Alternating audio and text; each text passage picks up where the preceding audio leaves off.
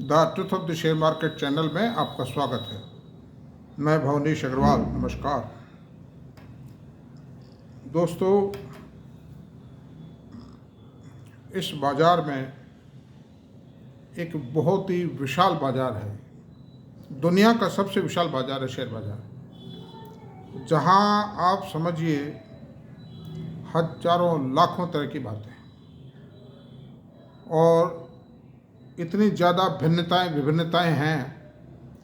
जितने प्रोडक्ट हैं इंसान की ज़िंदगी में काम आते हैं, चाहे वो सरकारें काम में लें, चाहे राजा महाराजा काम में लें, चाहे वीआईपी काम में लें, चाहे आम आदमी काम में ले, चाहे सेठ साहूकार लें, पॉलिटिशियन लें, कोई भी काम में ले। इस संसार में जितनी भी चीज़ें काम आती हैं, उन सब चीज़ों का, सब तरह के सामान का, चाहे कार हो, चाहे स्कूटर हो, चाहे हवाई जहाज हो, चाहे कपड़ा हो, लोहा हो, मकान हो, बिजली के सामान हो, फ्रिज हो, टीवी हो, कुछ भी हो, सब कुछ है।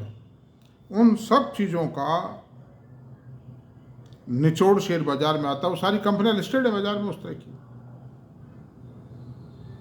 तो सवाल ये, और उनकी इतनी भिन्नताएं हैं, अलग अलग तरह की मैनेजमेंट है, अलग वैरायटी है, अलग स्टैंडर्ड है, अलग टेक्नोलॉजी है, अलग मार्केटिंग पैटर्न है, अलग एरिया ऑफ प्रोडक्शन है, अलग प्लांट लोकेशन है। मतलब तो और हर आदमी जो भी अनलिस्ट है वो अपना माल बेचना चाहता है। वो किसी ना किसी ब्रोकर को, किसी न किसी कंपनी को रिप्रेजेंट करता है जो टीवी पे आते हैं, या कुछ म्यूचुअल फंडों के भी आदमी हैं। लेकिन देखिए, वो भी इंसान है आखिरकार, इस धरा पर आए हैं, काम कर रहे हैं, मेहनत कर रहे हैं, पढ़े हैं, लिखे हैं, तो उनको भी पैसे की तो आवश्यकता है।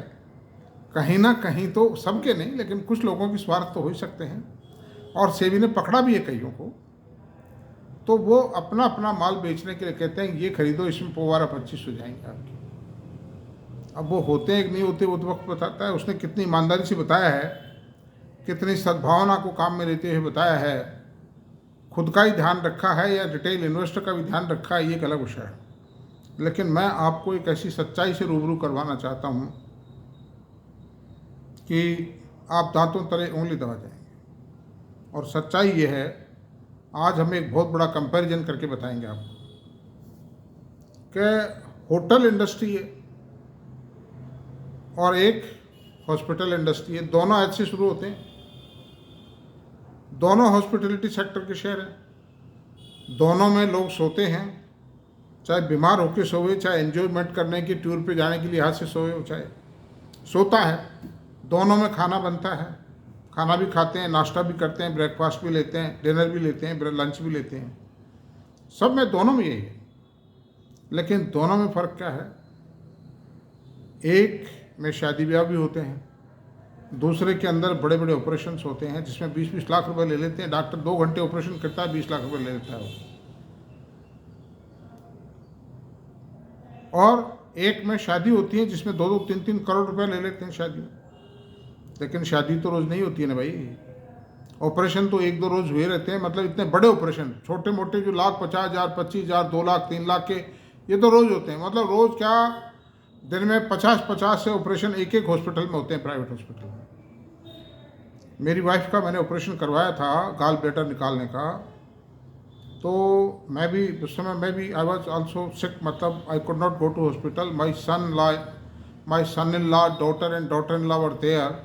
आई आस्क्ड देम कि भाई आपका कौन सा नंबर है, कल ऑपरेशन का तय हो गया ना? तो दे टोल्ड मी कि मेरा 25वां नंबर है। और वो ऑपरेशन भी 1 बजे हो गया था, तो शाम को 4-5 बजे तक डॉक्टर्स ऑपरेशन करते हैं। तो 100-100, 200 ऑपरेशन होते हैं। आपसे कितना रुपया आता है आप बताओ भाई। होटल के अंदर कमरा 10,000 का, 12,000 का, 15,000 का, 8,000 का। और जो बड़े बड़े कॉरपोरेट्स हैं, इनके जो होटल्स के साथ रेट कॉन्ट्रैक्ट हैं, भाई हमारे जो ट्रेवलर्स आएंगे, हमारे जो स्टाफ ऑफिसर्स बहुत दौरे करते हैं मार्केटिंग के क्षेत्र में और कामों से, तो रेट कॉन्ट्रैक्ट है इनका बाकायदा। जैसे बैंक्स हैं, बैंकों का जो स्टाफ है और जो एफएमसीजी कंपनियों का स्टाफ है, जो बड़े बड़े ऑफिसर्स और टूर बहुत करते हैं, करना पड़ता है, उनको जाना पड़ता है फील्ड में। तो उनके लिए इन होटल्स के हर लोकेशन पे एग्रीमेंट रेट कॉन्ट्रैक्ट हैं। और मैं आपसे बता रहा हूँ, 5 स्टार होटल जो आरटीसी के जो होटल्स हैं या इंडियन होटल्स के जो होटल्स हैं, उनका किराया ज़्यादा से ज़्यादा 6-7 हज़ार रुपया देता है एक कॉर्पोरेट पर डे। ये सच्चाई बता रहा हूँ मैं आपको अंदरूनी, क्योंकि एग्जैक्ट मुझे मालूम है क्या है पोजीशन। अब ये सोर्स मैं नहीं बताऊंगा आपको, सोर्स बताना ठीक नहीं। और हॉस्पिटल एक दिन के लेता है 20,000 रुपये, जबकि कुछ भी नहीं है। 3-4 तो डॉक्टर देख लेंगे, 1500 रुपये डॉक्टरों की फीस है, और बेड का किराया 7-8 हज़ार रुपये, 6-7 हज़ार रुपये बेड का किराया ले लेंगे। और जो दवाई है, जिनमें भी 40% मार्जिन है कम से कम, वो दवाई पिला देंगे उसको 2-4 हज़ार रुपये की रोजाना। फिर टेस्ट कर लेंगे, टेस्टों के ले लेंगे 10-5 हज़ार रुपये। तो एक मरीज का बिल, कोई ऑपरेशन नहीं कर रहे, खाली उसका मेडिकल ट्रीटमेंट कर रहे हैं, डायग्नोसिस कर रहे हैं, उसमें भी 30-40 हज़ार रुपये, 25-30 हज़ार रुपये रोज तो ले लेंगे उससे। जबकि एक होटल्स जो है 30-40 हज़ार रुपये में बहुत सुपर लग्जरी रूम्स जो होते हैं ना, जिनमें बड़े बड़े वीआईपी ठहरते हैं, बड़े बड़े फॉरेन के कैश जो रिचेस्ट हैं, मतलब बड़े बड़े इंडस्ट्रीज ठहरते हैं, फिल्म स्टार ठहरते हैं, उनके लेते हैं। और वो इतना कुछ ज़्यादा नहीं है वो ट्रैफिक, मतलब। और वो होटल्स हैं भी कम। आप देखिए, अगर मान लो इंडियन होटल के करीब 22,000 कमरे हैं, मतलब देश में विदेश में दोनों मिला के, और आईटीसी के 11,500 कमरे हैं। उनको मिला के आप देखोगे तो उसमें 5% कमरे ऐसे हैं जिनका किराया इतना आता है, बाकी 5-7 हज़ार, 8 हज़ार रुपया, 10 हज़ार रुपया और शादी में। लेकिन हॉस्पिटल का मैंने बताया ना आपको। अच्छा, अब मैं आपको और सच्चाई, डाटा झूठे नहीं हो सकते, ये बातें भी सत्य हैं और डाटा भी झूठे नहीं हो सकते। मैं इसलिए तुलना कर रहा हूँ कि हॉस्पिटल के शेयरों में इन्वेस्ट करना ज़्यादा बेटर है या होटल शेयरों में इन्वेस्ट करना ज़्यादा बेटर है। दोनों का सेम नेचर का है, हॉस्पिटलिटी सेक्टर है दोनों। अब मैं बताता हूँ आपको, माँ इंडियन होटल और अपोलो होटल, इन दोनों का तुलना करते हैं। दोनों लीडर है अपने सेक्टर के। तो मार्केट कैप है 97,078 रुपया इंडियन होटल का, और अपोलो होटल का है 1,02,375 करोड़ रुपये। इंडियन होटल 150 साल पुरानी कंपनी है और देश विदेश में सब जगह है। मतलब बड़े बड़े राजा महाराजाओं के जो महल थे उनको इन्होंने लेकर के होटल्स में कन्वर्ट किया है, और क्या पूछो मतलब। और Apollo hospital with in India है, मैं समझता हूँ करीब 15,000 बेड्स हैं इसके, बस, इससे ज़्यादा नहीं है, मतलब है नहीं। जबकि इंडियन होटल में 22,000 तो रूम्स हैं, और बैंक्वेट हॉल है, और क्या क्या है पता नहीं। अच्छा, अब चलते हैं, प्राइस क्या है। 682 रुपये इंडियन होटल की रेट के शेयर की रेट, और अपोलो की है 7120 रुपये। अब इसमें भी 5 का भाग ले लेते हैं, 7120 में भी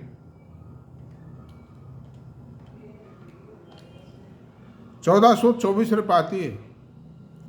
ए वन फेस वैल्यू की शेयर, अपोलो हॉस्पिटल के वन फेस वैल्यू की शेयर, जो कि इंडियन होटल से एग्जैक्ट तुलना करने के बाद में के लिए करते हैं, तो 1424 रुपये होती है। तो इंडियन होटल का शेयर 682 रुपये है, इसका 7120 रुपये, इसका 1424 रुपये, डबल हो गया ना, डबल रेट हो गया ना। अच्छा, अब पी रेशो देखते हैं दोनों का। पी रेशो जो है इंडियन होटल का 75.5 है और अपोलो का 98.8 है। ये नंबर कोई देना, अरे बहुत टाइम से है ये higher P ratio Indian hotel से। तो आप देखिए सर जी कि ये मार्केट ने जो नंबर दिया है इसको 98 का, जो 99 का जो पी रेशो दिया है, वो क्यों दिया? इसको बाजार बेटर मानता है अपोलो हॉस्पिटल को देन इंडियन होटल। बहुत नगाड़े बजते नजर आ जाएंगे, इंडियन होटल खरीदो, इंडियन होटल खरीदो, ये हो जाएगा वो हो जाएगा। इंडियन होटल 150 साल पुरानी कंपनी है और अपोलो हॉस्पिटल मात्र 40 साल पुरानी कंपनी है। और ये बात तो 93 में ही हमने तय कर ली थी कि hospital shares are better than hotel shares. 30 रुपये का 10 पेड ऑफ शेयर, 93 की बात बता रहा हूँ। हम 2-3 फ्रेंड चाय पी रहे थे, तो ये प्रश्न ये उठा कि होटल बढ़िया या हॉस्पिटल बढ़िया, तो सारा विचार विमर्श के बाद निष्कर्ष ये रहता कि hospital is better than hotel so for earning is concern, और वो चरितार्थ सिद्ध हो रही है आज ये बात। मतलब अच्छा, अब बुक वैल्यू इंडियन होटल की 66 रुपये है, इसकी 482 रुपये है। और चीज़ें कंपैरिजन छोड़ दो, बाजार नंबर क्या दे रहा है, मार्केट कैपिटलाइजेशन क्या है, ग्रोथ किस में ज़्यादा आई। अब मैं आपको बताता हूँ 5 ईयर्स में ग्रोथ किस में ज़्यादा आई है। 5 ईयर्स में इंडियन होटल का शेयर हुआ है 2.72 गुना और अपोलो हॉस्पिटल का शेयर हो गया 5.93 गुना। आप देख लीजिए कितना बड़ा फर्क है दोनों के अंदर, ग्रोथ के अंदर, एप्रिसिएशन में। अब और चीज़ों को मेरे ख्याल व्यर्थ है, बेकार का है करना, तो और बहुत है, बहुत चीज़ें हैं वो तो ऐसे तो, लेकिन मैंने आपको निष्कर्ष और रीजन्स बता दिए हैं। और मेरा एक और अनुरोध है दर्शकों से, बहुत से व्यूवर्स कहते हैं कि साहब आप ये दर्शाएं अक्षर, आप इस पर स्क्रीन पर अक्षर लिखें, मतलब ये जो इनके डाटा वगैरह हैं, नाम है। अरे भाई मैं नाम खूब बोलता हूँ कई बार, अगर आप पूरा वीडियो देखेंगे आपको इस पर सुनाई दे जाएगा। और डाटा जो हैं, आप कंटेंट्स देखिए जो मैं बोलता हूँ, वो जो डाटा दिखाते भी है ना स्क्रीन पर, वो डाटा पढ़ नहीं सकता आदमी, बारीक, बहुत बारीक होते हैं, वो झपके दिखाते हैं जो लोग दिखाते हैं। मेरा कोई कॉमर्शियल पर्पज़ नहीं है इसके पीछे, है कि नहीं। तो आप कंटेंट्स को देखिए सीरियसली। और मैं क्या कहता हूँ, मैंने, आप ये बताइए, ये जो कंपैरिजन्स किए हैं इसमें और इससे पहले वाले वीडियो में भी ज़बरदस्त कंपैरिजन, भाई साहब कोई नहीं देगा इतना खुलासा।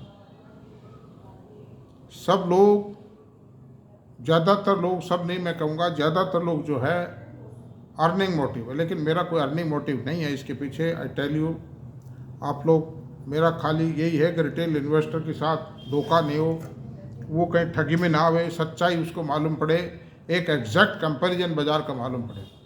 शेयर बाज़ार को लोग सट्टा समझते हैं, लेकिन मैं ये कहता हूँ ये एक बहुत बड़ा मैथमेटिक्स है। अब उस मैथमेटिक्स को समझने के लिए लोग मेहनत नहीं करते हैं, वो एक अलग बात है। मेरे वीडियो को ही नहीं देखते हैं लोग ढंग से, वो सिर्फ ये चाहते हैं साहब नाम बता दो। अरे नाम क्या, समझो भी तुम्हारे काम आएगा यार, ये मतलब समझोगे तो काम आएगा तुम्हारे। अच्छा और बताता हूँ, होटल्स में बहुत शेयर है, इंडियन होटल है, ईस्ट इंडिया होटल है, हैटी रीजेंसी है, और बहुत है। ये तो इंडियन होटल की बात बताई, लेकिन हॉस्पिटल सेक्टर में और बहुत शेयर हैं जिनमें बहुत अप्रिसिएशन बाकी है। नारायण हृदयालय आप देखिए मात्र 31 के पी रेशो पर आज, फोर्टिस हॉस्पिटल 68.6 के पी रेशो में, जिसपे राकेश झुंझुनवाला साहब का 700 करोड़ रुपये लगा हुआ है, वो 700 का 1400 करोड़ हो चुका है, मतलब पिछले 2-2.5 साल के अंदर। और Krishna institute of medical sciences है 70.9 के पी रेशो पे। तो दोस्तों और बहुत हॉस्पिटल है, ये जो मेदांता हॉस्पिटल है इसका 100 से ज़्यादा का 180 का पी रेशो है।